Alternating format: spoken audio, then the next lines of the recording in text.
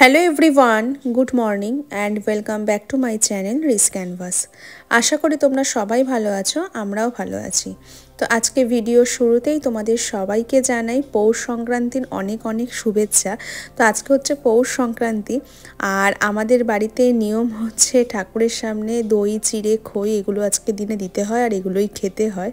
আর এই যে আকাশে এত রোদ দেখছো, তো সংক্রান্তির দিন কিন্তু এরকম রোদ মোটেই ছিল না, ভীষণ বাজে ওয়েদার আর প্রচণ্ড ঠান্ডা পড়েছিল। যদিও আজকে ঠান্ডা, তবে আজকে কিন্তু সংক্রান্তির আগের দিন। তো সংক্রান্তির দিন আর সেরকম কিছু ছিল না বলে সেদিনকে ভিডিওটা কন্টিনিউ করিনি, কিন্তু তার আগের দিন মানে আজকে মা ঠাকুরকে ভোগ দেবে, আর তাই জন্যই ভাবলাম তোমাদের সাথে সেই ভিডিওটা শেয়ার করি।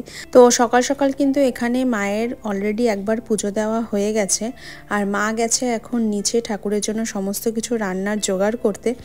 এরপর সমস্ত রান্না হয়ে গেলে আরেকবার ঠাকুরকে মা এখানে ভোগ দিয়ে দেবে। তো দেখতেই পাচ্ছ এখানে সমস্ত কিছু মা কেটে রেডি করে রেখেছে, আর আজকে মা অনেক কিছুই বানাবে ভোগে। তো বানানো হয়ে গেলে তো অবশ্যই তোমাদেরকে দেখাবো, কারণ যদিও সবটা এখনও আমরাও জানি না, কারণ মা বলেছে যে মার যেটা মনে চাইবে মা ঠিক সেরকমভাবেই আজকে ঠাকুরকে করে ভোগ দেবে। তো এই যে এখানে তো হচ্ছে পনির, এখানে পনিরের তরকারি হবে।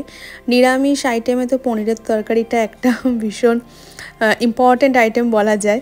আর এদিকে দেখতেই পাচ্ছ সমস্ত কিছু ভাজার জন্য কেটে সব কিছু রেডি করা আছে।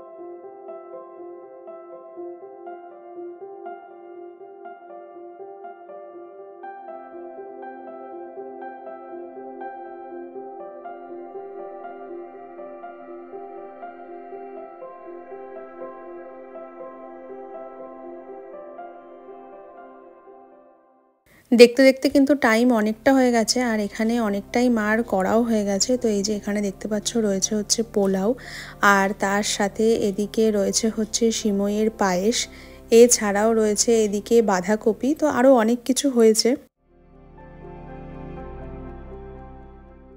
এদিকে রয়েছে পনিরের তরকারি, মানে এটা পনির ফুলকপি আলু মটরশুঁটি সব কিছু দিয়ে একটা তরকারি, আর তার সাথে এদিকে রয়েছে চাটনি, আর এদিকে রয়েছে একটা পাঁচমিশালি তরকারি। তো আরও অনেক আইটেম রয়েছে, যেরকম পাটিসাপটা রয়েছে, তার সাথে বিভিন্ন রকম ভাজা, ডালিয়ার খিচুড়ি, প্রচুর আইটেম রয়েছে, যদিও সেগুলো এখনও ওপরে আনা হয়নি। আর এই যে এখানে আমি সমস্ত কিছু সাজানোর দায়িত্বটা নিয়ে নিয়েছি, সব কিছু সাজিয়ে আমি এখন এখানে ঠাকুরকে ভোগ নিবেদন করব। তো ওইদিকে অলরেডি কিন্তু আমি মা ঠাকুরের সামনে যে থালাটা দেবে সেটা আমি সাজিয়ে দিয়েছি, কিন্তু তখন আমার ক্যামেরাম্যান ছিল না, তাই জন্য আমি ভিডিও করতে পারিনি।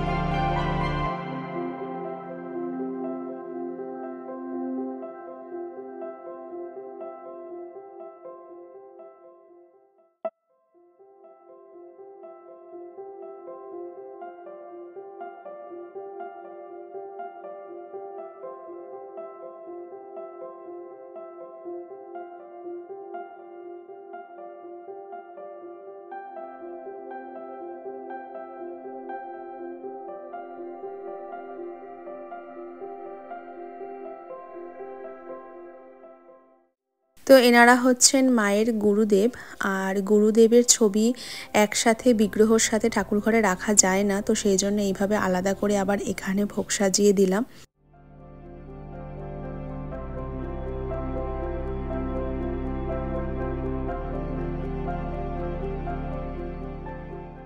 আর ভোগ দর্শন দিয়েই ভিডিওটাকেও শেষ করছি। এই ছিল আজকের ছোট্ট একটা ভিডিওটা কেমন লাগলো অবশ্যই কমেন্ট করে জানিও। আর সকাল থেকে সমস্ত কিছুই মা একা হাতে করেছে, তো সব কিছুই কেমন লাগলো কমেন্ট করো। যদি ভালো লাগে অবশ্যই কিন্তু ছেড়ে যাওয়ার আগে একটা লাইক শেয়ার কমেন্ট করে দিও। দেখা হবে তোমাদের সাথে আবার একটা অন্য কোনো ভিডিওতে। ততক্ষণের জন্য সবাই ভালো থেকো, সুস্থ থেকো।